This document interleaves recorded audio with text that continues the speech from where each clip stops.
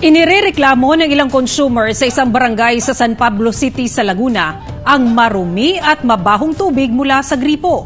Ayon sa National Water Resources Board o NWRB, wala umanong kaukulang permit at Certificate of Public Convenience ang water concessionaire.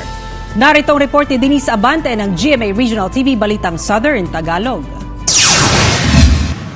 Halos 2 taon na raw na naninirahan sa Barangay San Gregorio, San Pablo City, Laguna ang residenteng si John Ray at reklamo niya ang halos hindi na mapakinabangan na tubig gripong isinusupply sa kanila. Kasi unang-una mabaho, pangalawa putik yung lumalabas, pangatlo kahit mag-filter ka, yung filter mo na ilalagay siguro 2 to 3 hours, magiging itim na.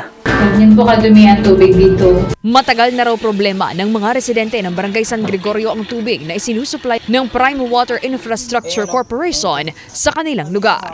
Hindi magamit pagluluto. Sa paglalaba, ang puti mo naninilaw. Nangangamba na rin sila ngayon para sa kanilang kalusugan dahil sa maruming kalidad ng tubig. Ayon sa National Water Resources Board o NWRB, walang kaukulang water permit at Certificate of Public Convenience ang Prime Water sa Barangay San Gregorio sa San Pablo City. Paglabag daw ito sa Section 15 ng Public Service Act.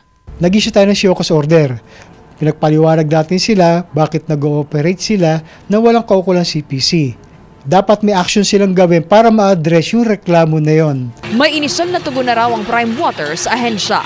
Ayon sa Prime Water, yung water quality niya kaya nakakaproblema dahil nga sa mga activities na ganon.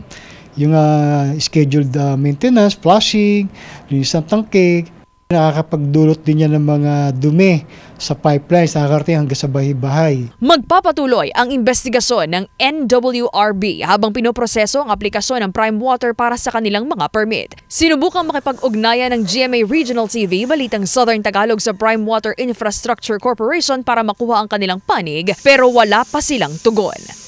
Mula sa GMA Regional TV, Balitang Southern Tagalog, Denise Abante, nagbabalita para sa GMA Integrated News.